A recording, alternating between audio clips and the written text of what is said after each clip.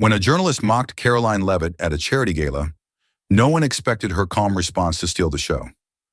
Our story takes place at the Fairmont Grand Hotel, was a picture of perfection.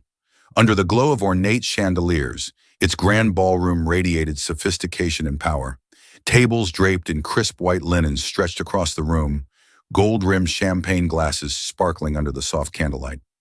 The event was one of the most exclusive gatherings of the year, an annual charity gala attended by politicians, media moguls, business elites, and Hollywood's elite. They had come, as they did every year, to donate, network, and, for some, be seen. Waiters glided through the sea of elegantly dressed guests, their trays balancing delicate hors d'oeuvres and glasses of aged wine. The hum of refined conversation filled the air, mingling with the soft strains of a string quartet playing in the background. But among the chatter, the quiet laughter, and the subtle exchanges of power, one figure stood apart: Karoline Leavitt. She sat near the back, in a seat deliberately chosen for its lack of attention. She wasn't one to chase the spotlight. Not here, not tonight. At just 20 years old, Karoline had already made history, becoming the youngest White House press secretary ever. She had spent years defending her values, standing her ground against relentless scrutiny and facing some of the toughest journalists in the country. But tonight, she wasn't here for a fight. A close friend had invited her, hoping she might enjoy a night away from the political battlefield. Away from debates, microphones, and the ever-present gaze of the media. Yet even in this room full of billionaires and power players, she stood out. Not because of her title, not because of her youth, not even because of her accomplishments, but because of her presence. She carried herself with quiet confidence, a poise that didn't demand attention, but commanded respect. And that, it made some people uncomfortable. She could feel it, the glances, the whispers, the tension. A few journalists had spotted her the moment she arrived, their expressions flickering with something between curiosity and skepticism. Karoline ignored them. She wasn't here to debate, to defend herself, or to prove anything. She was here to support a cause, and for once she hoped the night would be uneventful. But fate had other plans, because across the ballroom, on the main stage, the night's keynote speaker, a well-known liberal journalist, was about to make her the center of attention, and the way she would respond would leave the entire room in stunned silence.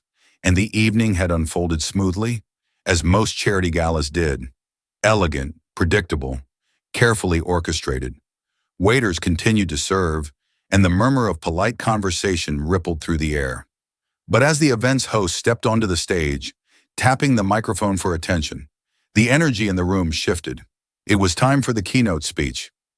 The journalist, a prominent figure in liberal media, was well known for their sharp wit, biting commentary, and unapologetic political views.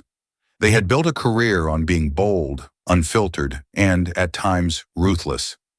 Some admired them, others didn't. Tonight they had been brought in as the evening's special guest speaker, to deliver what was promised to be a thought-provoking speech. The moment they stepped onto the stage, the atmosphere changed. The room, once filled with light-hearted conversations and champagne toasts, grew quieter. Eyes turned toward the stage. Even Karoline leaned back slightly, her expression calm, unreadable. She had dealt with this journalist before. She knew their style, their performative outrage, their strategic mockery, their ability to command a room through words alone. And tonight, they were about to do what they did best. The journalist started off harmlessly, warming up the crowd with a few jokes about the city's traffic, an amusing story about a past gala mishap, and a few playful jabs at politicians. The audience chuckled, relaxed. But then, the tone shifted. What started as a general speech about politics and culture quickly took a sharp turn into something else. The journalist began mocking public figures, one after the other: a politician's policies, a CEO's scandal, a senator's tweet gone wrong. The laughter in the crowd grew thinner. Some shifted in their seats. And then, the journalist's eyes landed on Karoline. "Oh, and how could I forget? Our very own political prodigy is in the room tonight." A few forced chuckles rippled through the audience. Karoline didn't move. The journalist smirked, relishing the moment. It's impressive, really. Youngest White House press secretary in history? That's got to be exhausting. Having to spin for a living before you're even old enough to rent a car. Scattered laughter. Karoline's expression remained neutral. The journalist's eyes flickered toward her table, watching for a reaction. But when they saw none, they doubled down. But seriously, Karoline, tell us, was your job just issuing statements, or did you have to take a class in How to Dodge the Truth 101? This time, the laughter was hesitant. Even those who had been entertained at first were now uncomfortable. People exchanged glances. A few stirred in their seats, suddenly aware of how sharp the joke had become. Even those who didn't support her politically sensed that the joke had crossed into something more personal. But the journalist didn't care. They were enjoying it. Their smirk widened, their shoulders relaxed, as if they had just landed the perfect punchline. And then, the room turned. Eyes drifted toward Karoline, the youngest woman to ever stand behind the podium in the White House, now sitting at the center of an attack she never asked for. This was the moment of truth. She had two choices. She could laugh it off, let it slide, and give the room what it expected, silence, or she could own the moment. And what she did next, and the moment that changed everything, has coming. A heavy silence swallowed the room. The laughter, the whispers, the barely restrained smirks, all gone. The air in the grand ballroom of the Fairmont Grand Hotel had changed, thick with something almost unspoken. A collective awareness, a realization that something profound was about to unfold. Karoline Leavitt sat completely still. She didn't flinch. She didn't shrink. She didn't offer the journalists the one thing they expected, a reaction. She simply existed in the silence. And that was power. The journalist, still standing at the podium, shifted slightly, gripping the edges as if trying to maintain control of the room. But control, for the first time that night, had slipped through their fingers. A single second stretched into what felt like eternity. The audience, composed of the nation's most powerful figures, waited. What would she do? Would she laugh it off? Would she snap back with a clever remark? Would she walk out in quiet protest? But Karoline chose none of the above. Instead, she moved. Slowly, deliberately, she pushed back her chair. The soft scrape of the polished wooden legs against the ballroom floor echoed, louder than the journalist's voice had moments before. Every eye followed her as she stood. She was small in stature compared to the towering figures in the room. Yet in that moment, she was larger than life. Her footsteps were measured, unhurried, as she walked toward the stage. The journalist watched, frozen. Just minutes ago, they had owned the room. Now they were the ones being watched. A few whispered among themselves. Others barely dared to breathe. The tension crackled, a current of anticipation and reckoning spreading like wildfire.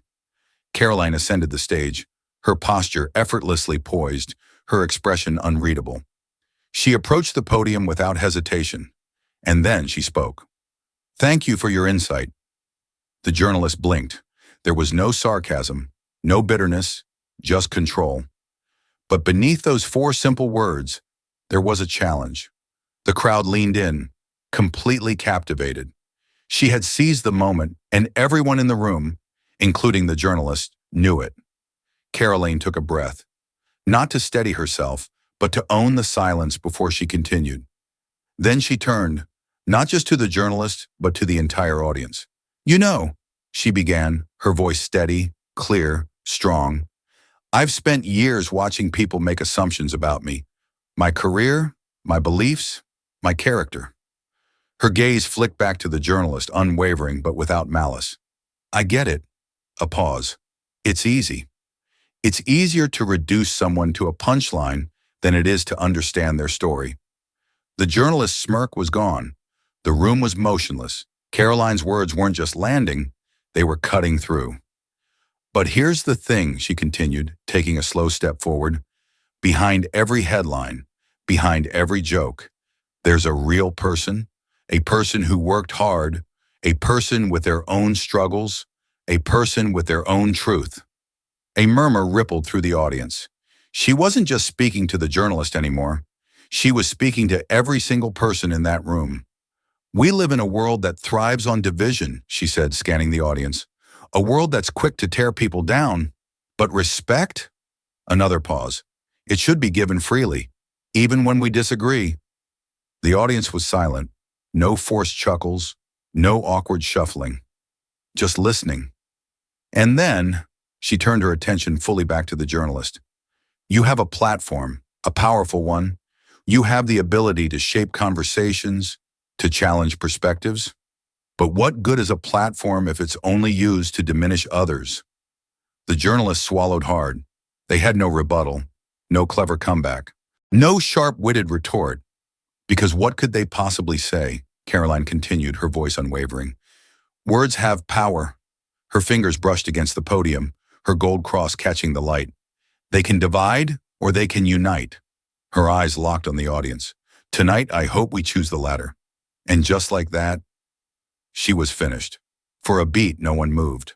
Then, a single clap, then another, and another, until the entire ballroom erupted into applause. And this time, it wasn't forced. It wasn't polite obligation. It was earned. People rose to their feet, their ovation echoing through the grand ballroom. Even those who had initially laughed at the journalist's jokes were now clapping the loudest. And the journalist? They stood at the podium, shoulders tense, completely overshadowed. They had set the stage for humiliation, but Karoline had turned it into a lesson in grace. And in doing so, she had won the night. Not through anger, not through retaliation, but through dignity, through strength, through class. Strength isn't just about standing your ground. It's about knowing when to rise above. And on that night, Karoline Leavitt reminded the world that dignity is a choice, and the ending could not be more wonderful than what we are expecting. That is also the general situation of the world today. Journalists, those who convey content to everyone, they have the right to choose whether their actions are good or bad. They are taught how to convey messages to everyone, but many people have chosen to put others down, smear others just to polish themselves. But rest assured, somewhere, justice and fairness always exist to help us understand that the world is always beautiful in its own nature, and Karoline Leavitt has done that very well. If this story moved you, share it, because sometimes the most unexpected moments teach us the greatest lessons.